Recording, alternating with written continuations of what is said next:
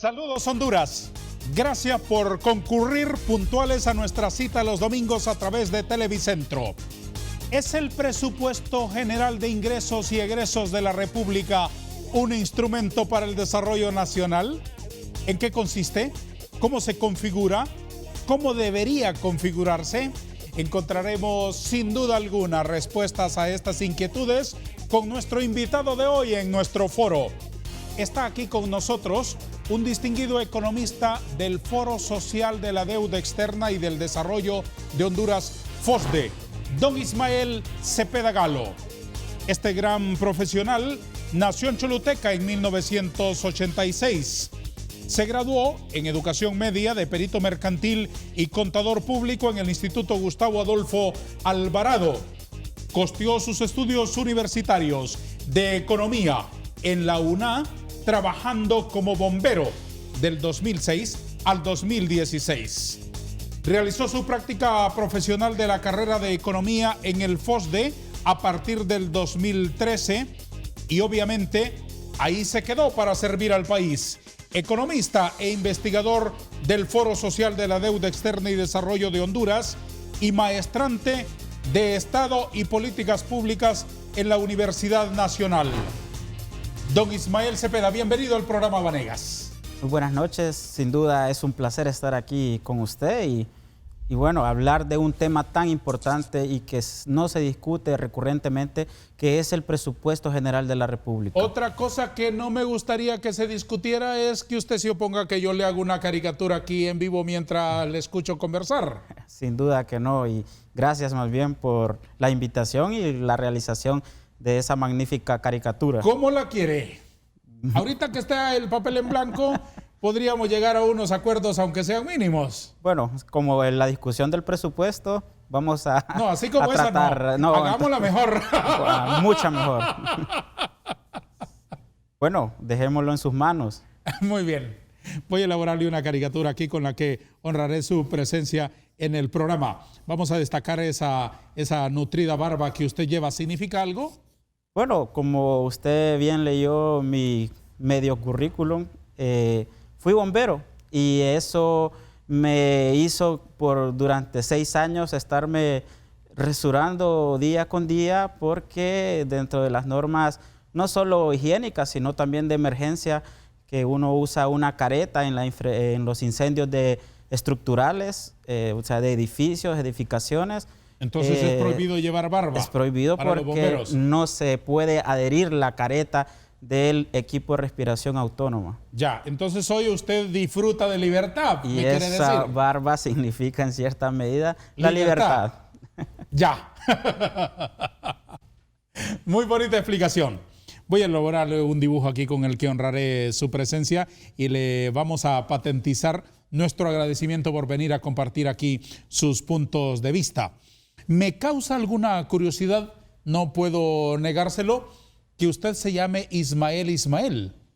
Bueno, eso mis padres sin duda tuvieron una discusión tremenda, porque pareciera como si fuese un seguidor de José José o alguien que tenía un problema.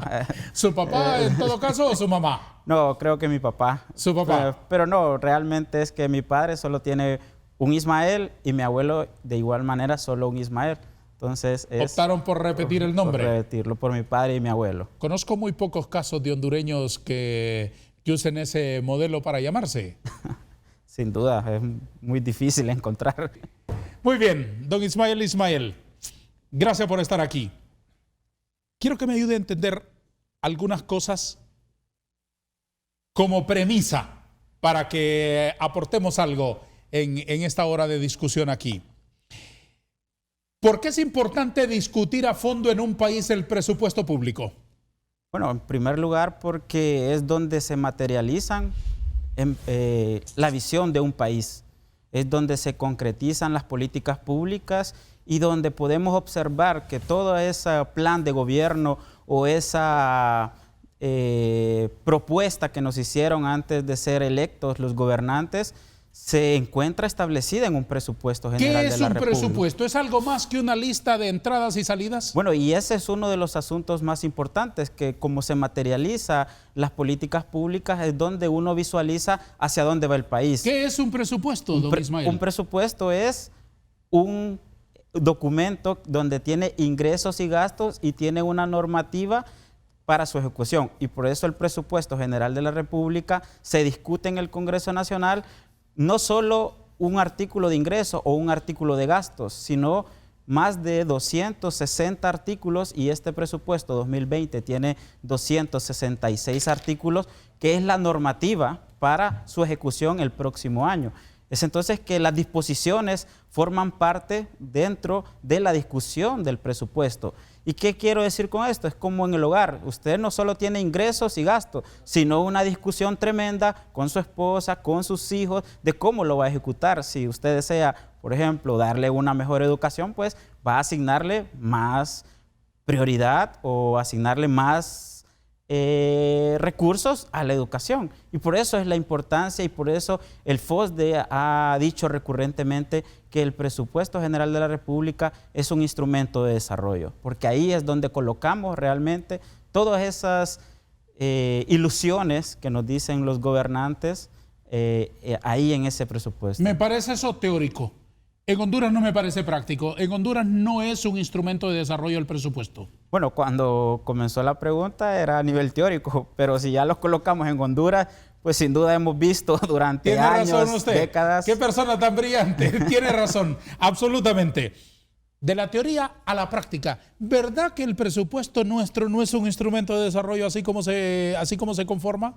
Bueno, cuando miramos a grandes rasgos y sobre todo en la letra pequeña, como decimos popularmente, los contratos, porque también el presupuesto es un contrato social donde se le dice a la población, yo voy a cumplir o te prometí esto y voy a cumplir con esta asignación, y por eso está la parte de salud, educación, está la parte de infraestructura productiva, la parte de otras instituciones tan importantes como la seguridad, la defensa, la Secretaría de Agricultura, la Secretaría de la Juventud, la Dirección de la Mujer, de la Niñez, Adolescencia y un sinnúmero de instituciones. Pero en Honduras, las Fuerzas Armadas, que últimamente se han convertido en un, no podríamos decirlo inversión, ya poniéndolo de manera aterrizada y en la práctica de Honduras, porque absorbe más de 8.600 millones de lempiras.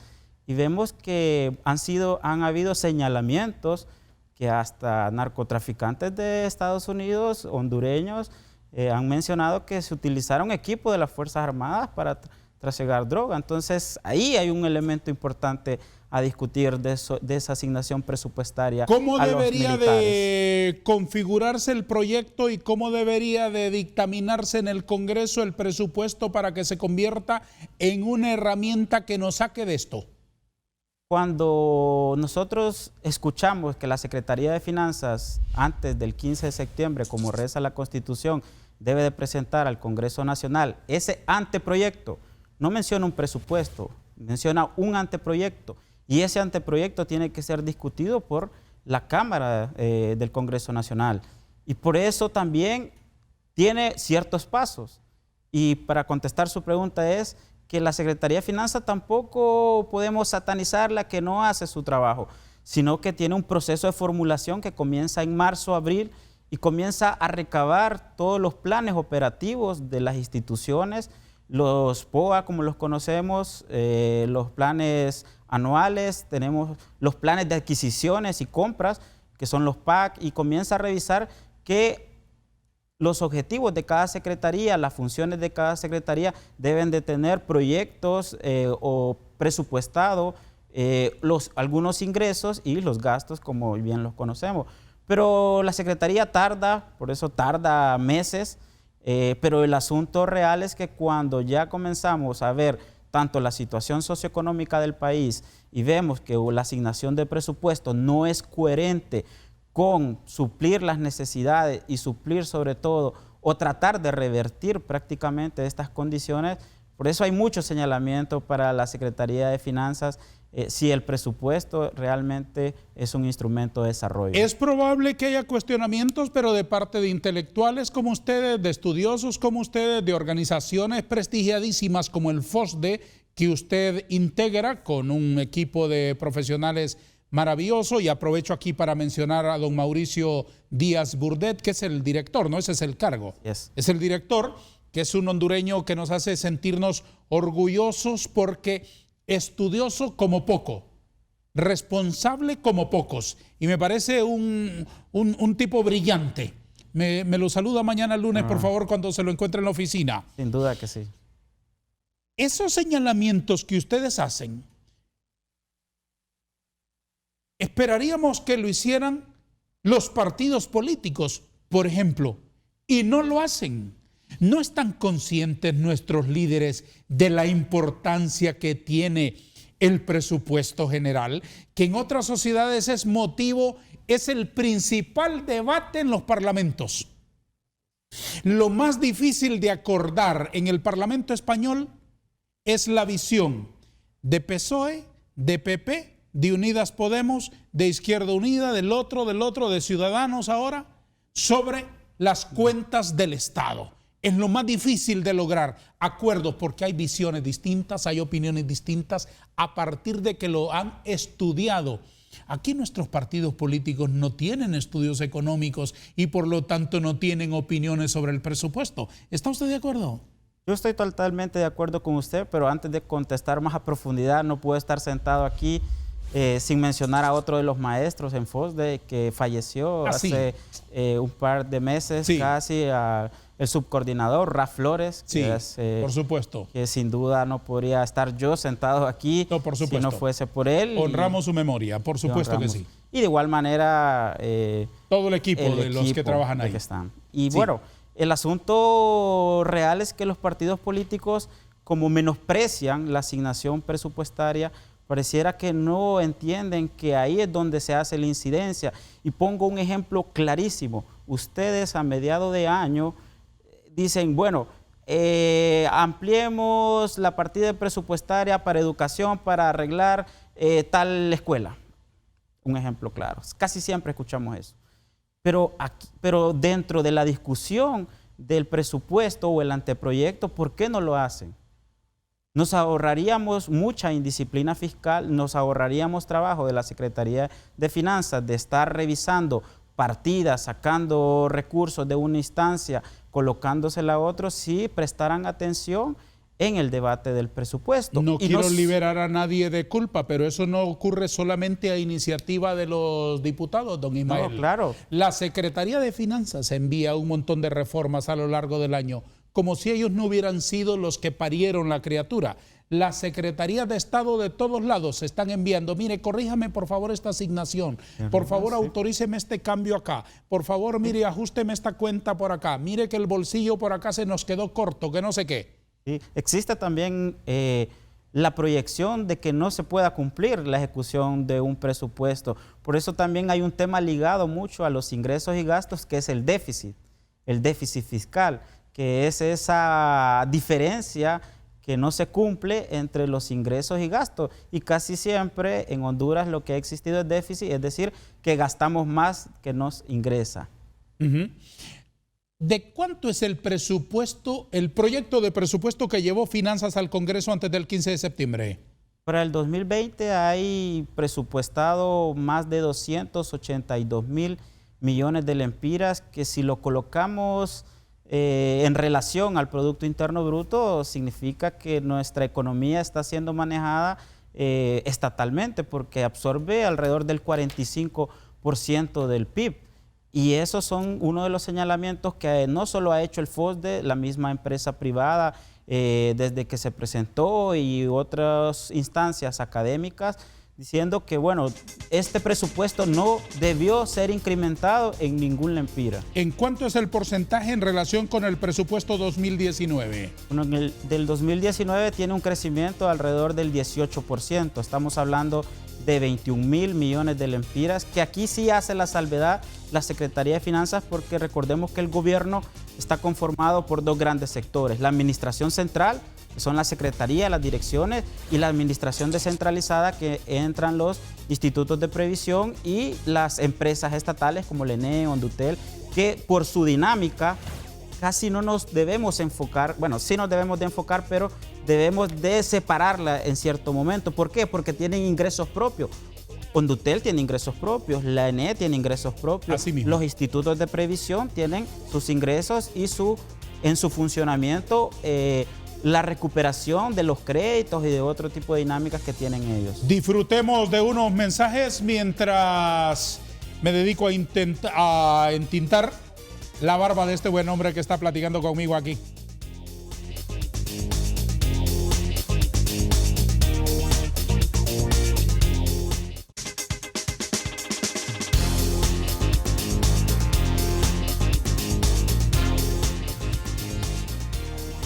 Antes de que sigamos en estos asuntos económicos, don Ismael, y viendo una fotografía suya de sus tiempos de bombero, cuénteme, ¿cómo se fue esa experiencia?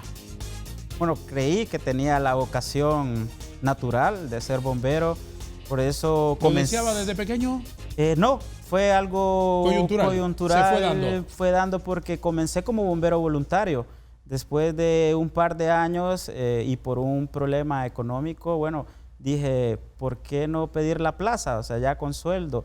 Y bueno, por haber sido voluntario, se me dio la apertura y estuve 6 años laborando, y en esos 6 años logré terminar el último año de educación secundaria y hacer 5 años de educación universitaria. Que llegó a un momento a mi vida que era o bombero o ser economista. Claro, y decidió... Los números, el fuego. Y decidió por el fuego de los números. El fuego de los números. En Honduras es el fuego de los números.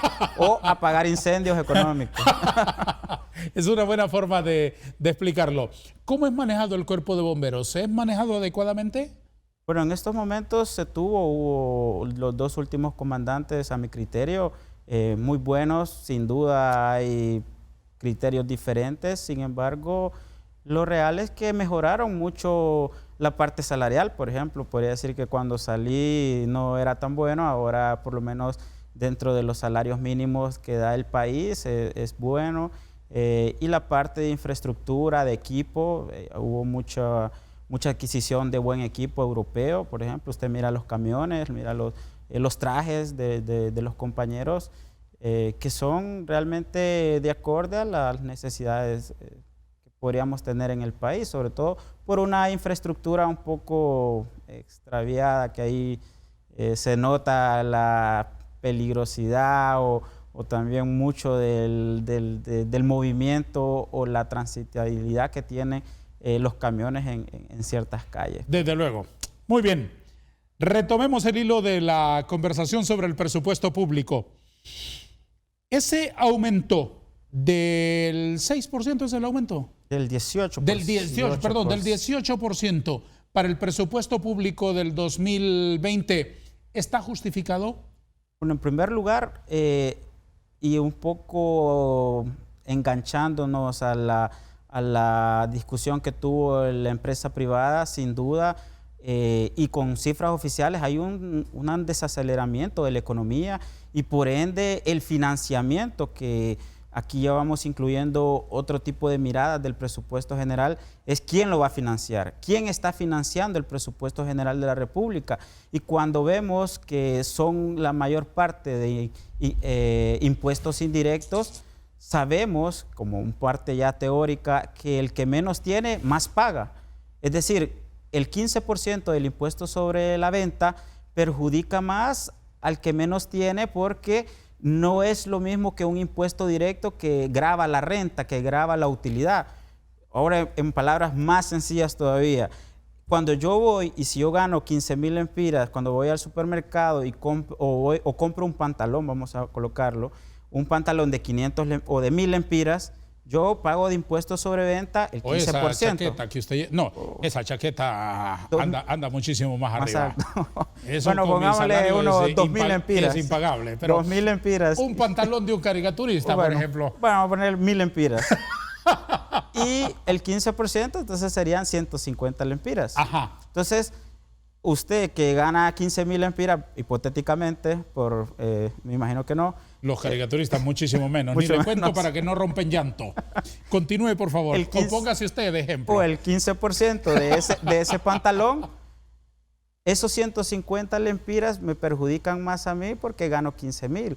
Pero versus alguien que gana 100.000 o 150.000, que ya puede entrar en la categoría de otros presentadores de Televicentro, sin duda esos 150 lempiras no le perjudican tanto. Y el pantalón es un bien que lo utilizamos la mayoría de la población. Entonces, esa relación de quién paga los impuestos y como nuestros ingresos son más por ingresos indirectos, se nota esa carga que tiene la población. Entonces, ¿cuál es la respuesta concreta? ¿Quién financia el presupuesto público y quién carga con ese aumento? Bueno, en este caso serían los pobres, porque son los que más se ven impactados en los impuestos indirectos, versus los que más tienen, que por eso también en cierta manera aplaudimos que la Secretaría de Finanzas ingrese un anteproyecto de ley adjunto al presupuesto 2020, que es la ley para normar las exoneraciones fiscales,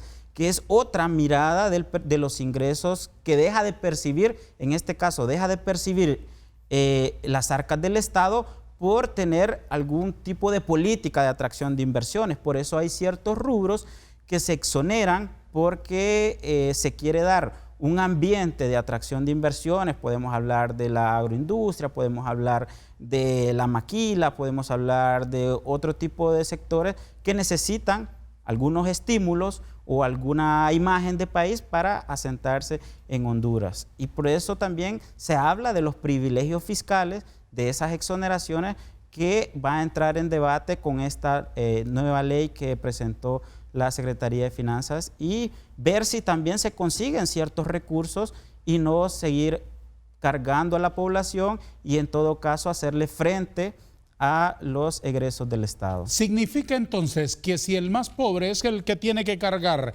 con ese incremento, el presupuesto es empobrecedor? En este caso, para la práctica ya de Honduras, sin duda entraría como un instrumento de empobrecimiento de la población. Porque no solo está los impuestos, está quien carga con el Instituto Hondureño de Seguridad Social, que fuimos saqueados. Y como dice mi jefe, ¿por qué no hacemos una asociación de los que fuimos saqueados por el Seguro Social? Cargamos con los institutos de previsión, cargamos con la ENE, por ejemplo, que con cifras oficiales y declaraciones de las autoridades mencionaron que en menos de 2 años se ha casi triplicado la factura. Entonces, ¿quién recibe ese impacto de las finanzas del ENE? Versus los privilegios que tienen algunos de comprarle, por ejemplo, energía sobrevalorada. ¿Qué relación tiene el presupuesto deficitario con el aumento de nuestra deuda?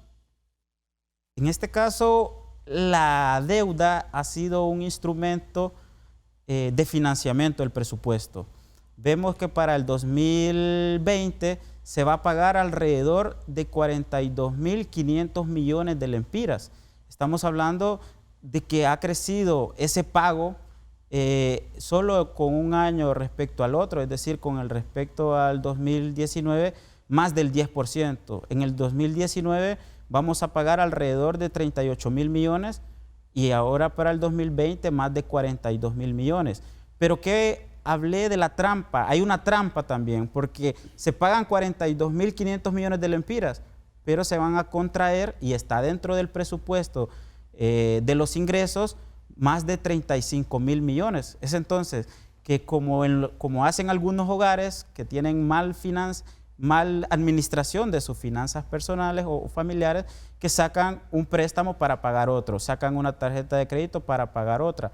Y eso estamos haciendo en Honduras, y por eso El asunto del endeudamiento público ha sido una bandera del FOSDE, de no solo hablar de ese bicicleteo de la deuda o de esa trampa, sino de realmente tener una auditoría forense de la deuda pública para saber cuánto se debe, a quiénes se le debe y los intereses y capital que estamos pagando. ¿A qué se refiere el FOSDE con ese término tan bonito del bicicleteo de la deuda? Es como una bicicleta, cuando vamos, pedaleamos, pero es sobre un círculo. Y eso es lo que hace... O sea, como estos galanes que se suben a una bicicleta en un gimnasio, pedalean 3 horas y no se mueven del mismo punto. En Honduras sería una bicicleta estática. Estacionaria. Estacionaria, perdón, esa es Entonces, concepto. ¿La deuda está comprometida con el incremento del presupuesto? En este caso, para el 2020 sí, porque se convierte... O bueno, ya lleva alrededor de unos 5, 4 años. ¿En la misma canción? En la misma canción, pero convirtiéndose en la principal Secretaría de Estado. Para Honduras, y relacionando el tema de si es un presupuesto para el desarrollo, ¿cómo es posible que la principal erogación del Estado sea pagar deuda? No es salud, no es educación. La principal secretaría no es ni siquiera defensa, no, para un poco darle algo positivo a los militares, o a la Secretaría de Seguridad, no, es el servicio de la deuda. El servicio de la deuda es la principal institución que tiene el Estado en estos momentos. ¿Cuánto porcentaje va para la deuda del presupuesto? Del presupuesto, solo en Administración Central, como mencioné en el segmento anterior, hay que tratar de separarlos, que en este caso la Administración Central va a tener un presupuesto de 155 mil millones de lempiras y de eso el 27% va para el servicio de la deuda. Y si hacemos otra mirada de lo que pagamos de impuestos, de lo que pagamos por, si ganamos más de 16.500 lempiras mensuales, ya pagamos impuestos sobre la renta. Si, bueno, el ejemplo que coloqué del pantalón, de los alimentos, ese 15%, hasta por tomar cerveza pagamos el 18% y otros alcoholes que son impuestos a las bebidas alcohólicas.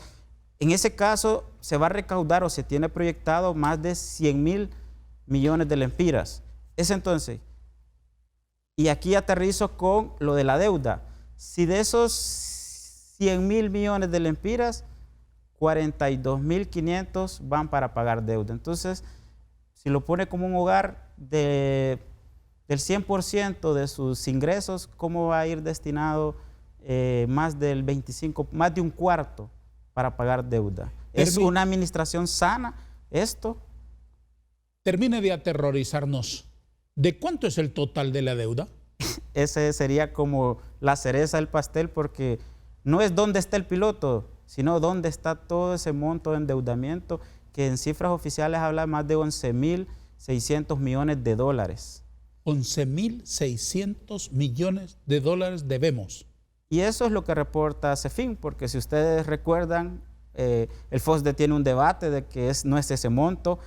Nos sustentamos con otro organismo internacional que es paradójicamente nutrido de información. Según el FOSDE, ¿es peor la cosa? Es peor, y es peor con cifras, con las mismas cifras oficiales. ¿De cuánto estamos hablando? Nosotros hablamos de más de 14.000 millones de lempiras por un asunto que se le denomina deuda flotante. Claro. Han creado trampas dentro de ciertas normativas donde, por ejemplo, si no le cae a un proveedor del Estado el pago en el año fiscal, lo pasan como pasivo, lo reconocen como un pasivo, pero no lo reconocen como deuda, por ejemplo. Pero es un pasivo que hay que pagar. Y pero entonces como no, se queda eso acumulándose. Y se va acumulando. Y por eso nosotros nos metemos a los balances generales de las instituciones y sacamos ciertos pasivos que están en las cifras oficiales de la Secretaría de Finanzas. Don Ismael, ¿cuánto pesa en todo esto las finanzas confusas y maltrechas de la ENE? La ENE tiene un problema debido a que han creado una estructura y una normativa perversa para favorecer a ciertos grupos económicos y por eso compramos energía sobrevalorada. Por ejemplo, en El Salvador se vende a 8 centavos, 7 centavos de dólar, y aquí la compramos a 15 centavos de dólar, casi el doble, con un plus de 3 centavos y todavía con una descarga casi obligatoria, que hay que comprarle la primera energía que ellos generan. Pero tenemos el cajón, por ejemplo. Al final de cuentas, ¿de cuánto es el agujero del bolsillo de la ENE? El déficit de la ENE asciende a 50.000 millones de lempiras y solo a los generadores se le está pagando y pagando más de 2.500 millones por año. Mire usted. Y ya acaba de aprobar el Congreso Nacional hace 2 semanas o una semana más de 155 millones de dólares para pagarle a los generadores. Vamos a una pausa. En un minuto estamos de nuevo con ustedes.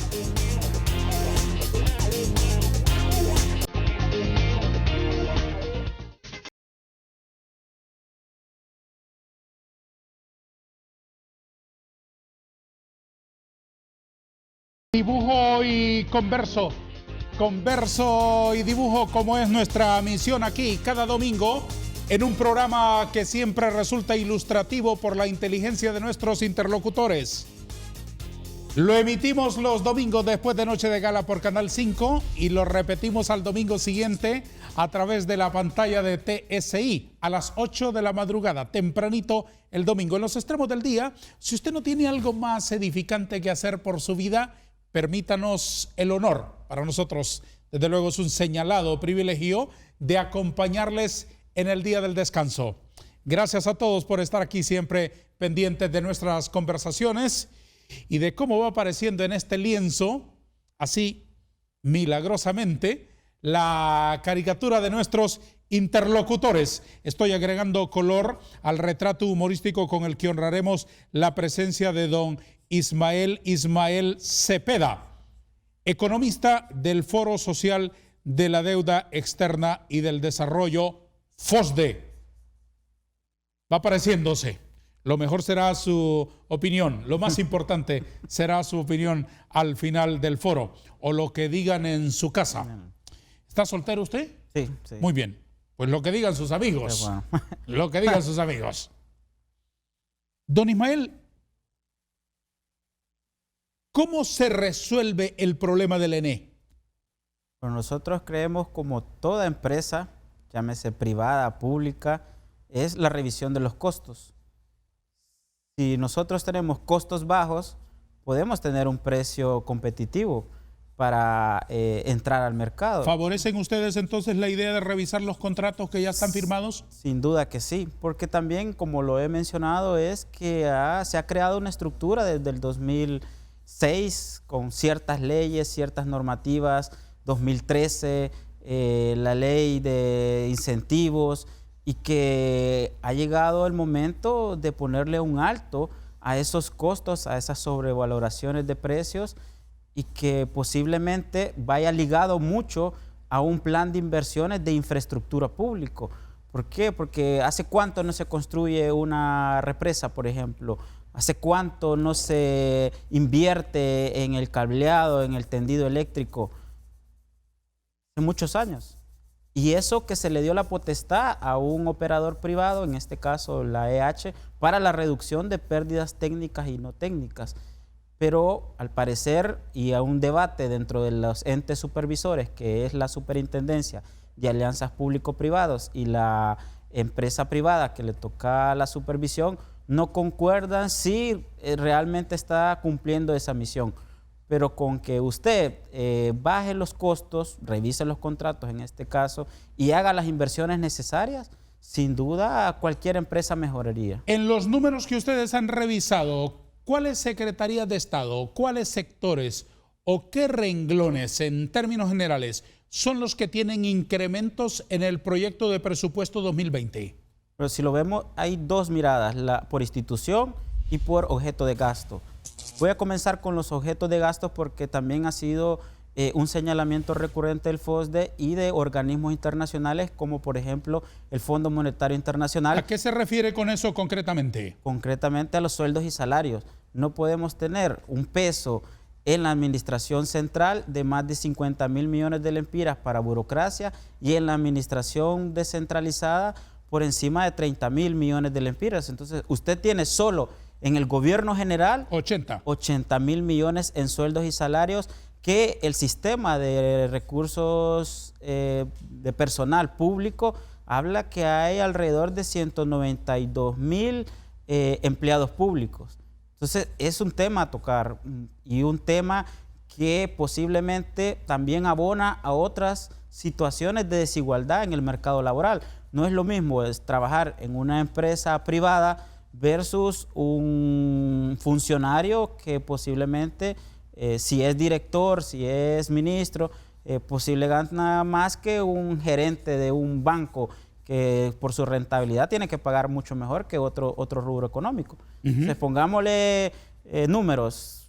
Un gerente general de un banco gana 35.000 versus 140.000 que gana un ministro, o 200.000 como gana el presidente del Banco Central. Entonces, son cuestiones también de desigualdades que impactan en la economía nacional. Y luego que lo miramos, estamos pagando una burocracia lenta, improductiva. Y ahora el debate de que si esta burocracia realmente aporta a la agilización, a los trámites, se aporta al bienestar, porque... ¿Y por qué hace debates y por qué hace preguntas? Eso es indiscutible. Bueno, los mismos informes eso no hay que preguntárselo, eso todo mundo lo sabe. Sí. Que usted llega a una oficina pública y con suerte le dicen, regrese la próxima semana, con suerte. Usted llega a una oficina pública y a las 3 de la tarde ya están como los albañiles mojando el peine en la cubeta para peinarse, para irse detrás del reloj para marcar a las 3:30 en punto. Pero en punto, con una prisa por salir absoluta. Eso ofende a este país. Gracias.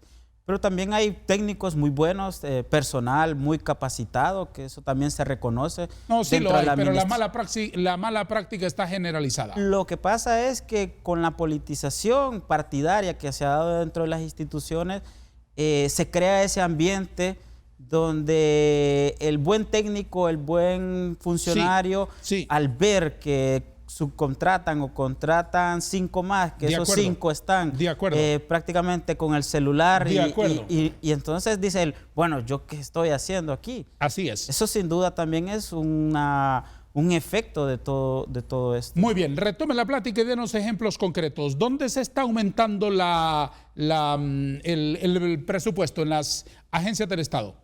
Dentro de las instituciones, pero que es algo rígido, que ese es otro concepto que entra en el debate del presupuesto general de la República, rígido porque no podemos obviar, por ejemplo, de orden constitucional, asignaciones como la Universidad Nacional Autónoma, que manda el porcentaje del Poder Judicial, el porcentaje de la universidad. Ahora la parte técnica, no podemos obviar la deuda, tenemos que pagarla o si no entraríamos como Puerto Rico en default, igual El Salvador, que la deuda externa del año antepasado dijo que no podía pagarla. Honduras tiene que hacerle frente a ese servicio de la deuda y por eso es inamovible. Sin embargo, están otras secretarías que reciben un incremento y uno de los señalamientos del FOSDE es que no es posible que con una función que debe de hacer el Estado hay 5 instituciones. Y nos gusta colocar un ejemplo claro. Para la infraestructura productiva, tenemos INSEP, tenemos el INVES, tenemos el FISH, IDECOAS, PRONADER, ONGs haciendo infraestructura. Entonces, usted tiene para una función del Estado alrededor de 7 instituciones. Entonces, ¿por qué no tener una sola? O sea, costos administrativos, costos operativos, efectividad, menos corrupción, que no hemos hablado, que el presupuesto general de la República, sin duda, y como lo presentó esta semana la Maxi, por ejemplo, de Banadesa, que se van fondos hacia intereses particulares y que muchos de esos recursos por eso no tienen resultados en el combate a la pobreza, en la mejora de infraestructura, en la mejora de la salud, de la educación. Y eso es una línea clara. Tenemos para derechos humanos 2 secretarías, el CONADE y la Secretaría de Derechos Humanos. Tenemos para energía la ANE, la CRE, la Secretaría de Energía, que la crearon el año pasado, la EH.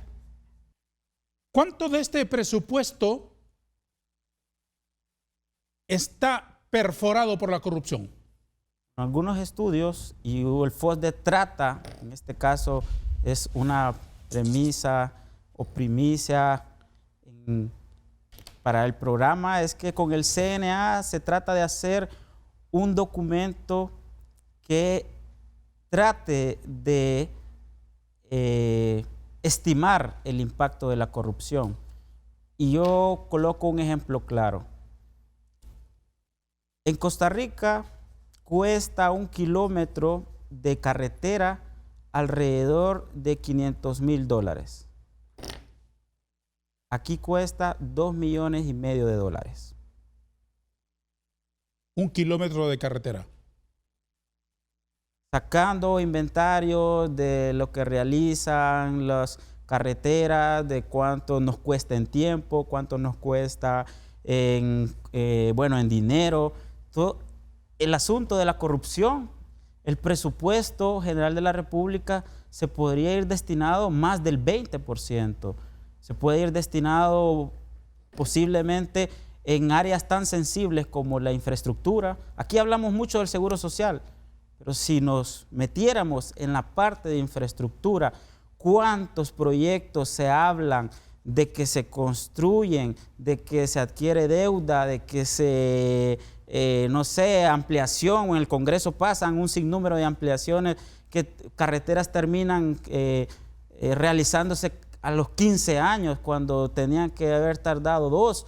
Todo eso... Y con 15,000 modificaciones del contrato original. Favoreciendo a la empresa que los construye. Y también el asunto de la corrupción no solo hay que verla de manera monetaria, sino el costo social que eso nos acarrea. Por eso los indicadores de pobreza, por eso los indicadores de desigualdad, por eso las complicaciones en el empleo, porque terminan cooptando el Estado, favoreciendo a algunos, y terminamos siendo los campeones de la pobreza y los campeones de un sinnúmero de señalamientos, desde la corrupción hasta los incompetentes, porque el índice de competitividad global, el índice para hacer negocios del Banco Mundial, siempre estamos rezagados. Tenemos que darle la palabra por última vez a nuestros patrocinadores. Al retorno, mis últimas inquietudes y los retoques de esta casi foto que estoy elaborando hoy aquí en honor de nuestro invitado, que se lo merece sobradamente.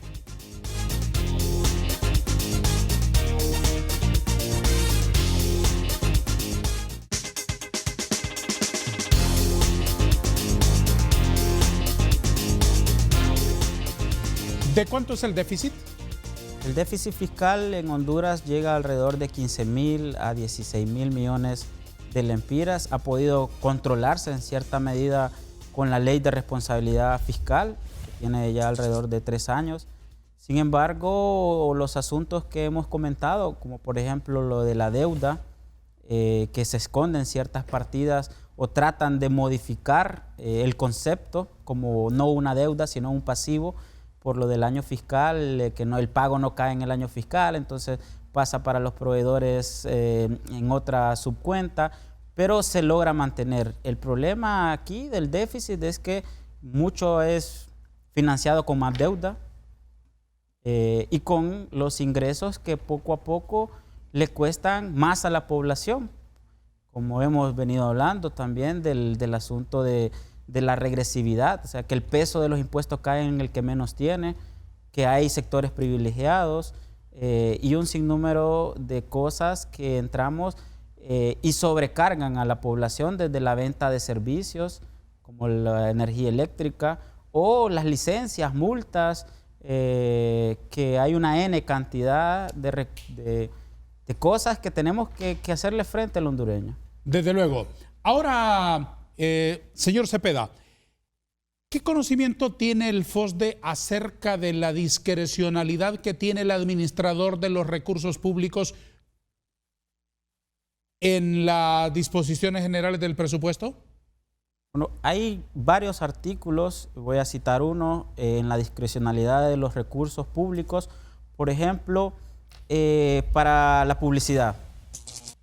Hay un artículo donde dice que solo la Presidencia de la República, a pesar de que todas las instituciones o la mayoría de las instituciones tienen asignado una línea presupuestaria para publicidad y para propaganda, pero ese artículo en las disposiciones generales manda que solo va a ser utilizado o dar el visto bueno la Presidencia de la República.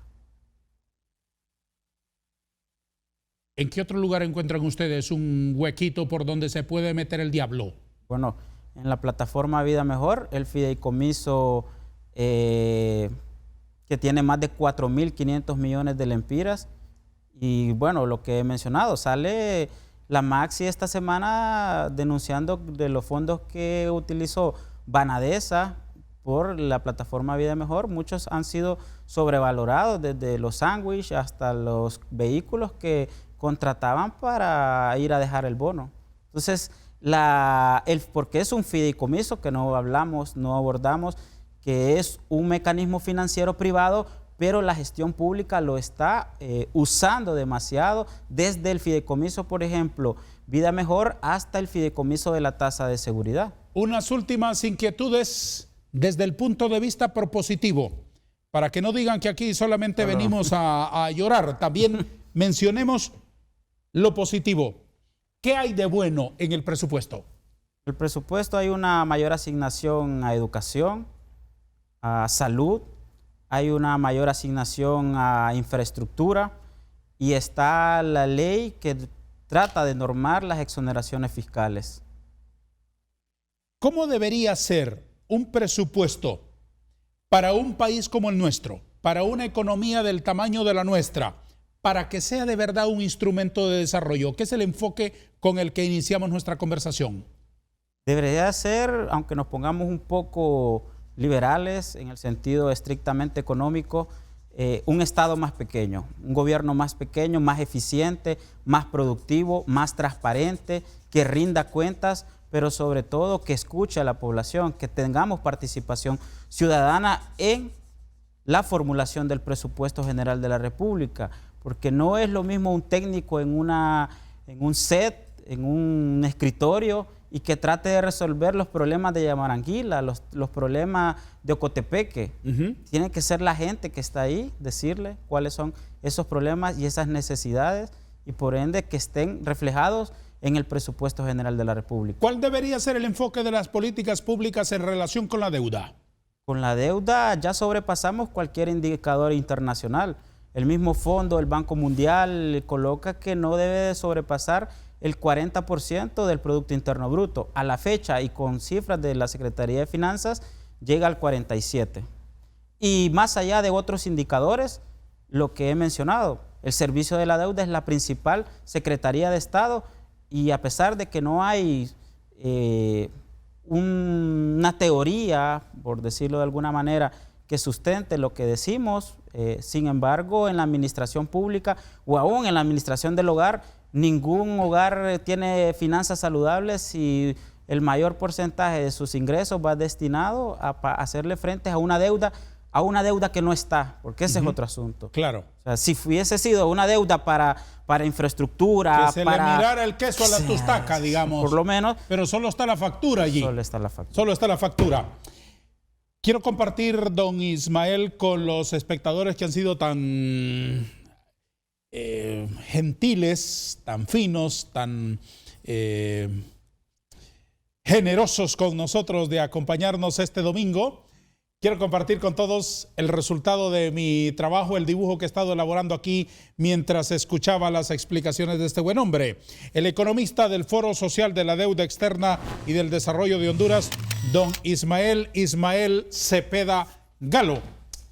¿Qué me dice del dibujo con el que lo honramos? ¿Es un obsequio para usted? Muchísimas gracias. ¿Qué le parece? Realmente perfecto, diría yo. ¿Le gusta? Sí. Bueno, y a mi familia me imagino que le va a encantar. Le agradezco mucho por tomarlo con agrado. No. Déjeme unas últimas respuestas con una sola palabra a preguntitas que me quedan todavía. ¿Con cuánto califica usted de 1 a 10 el ejercicio del gabinete económico en los últimos años? 4. ¿Todos debemos hacer un presupuesto? 10, sin duda que sí. ¿Cuál es la clave para que el presupuesto sea exitoso? La participación ciudadana y la transparencia. ¿Qué se puede hacer con 282.000 millones de lempiras? Un mejor país. ¿Hay esperanza con el presupuesto formulado para el 2020? No. ¿Cuánto vale la esperanza? Todo. ¿Es cuadriculada la vida de un economista? No. ¿Cuánto ahorra usted mensualmente de sus ingresos? La teoría dice 25 y ahorro 30%. ¿Podemos tener presupuestos justos algún día? En realidad no. La desigualdad es demasiado grande. ¿Tiene usted o tuvo alguna alcancía? Sí. ¿El dinero da la felicidad? Es un medio, no el fin. Gracias por haber estado con nosotros. Muchas gracias por la Le invitación. deseo muchos éxitos. Salúdeme a sus colegas del FOSDE que apreciamos tanto en la sociedad hondureña. Muchas gracias por lo que hacen. Gracias a usted. A todos, gracias. Adiós.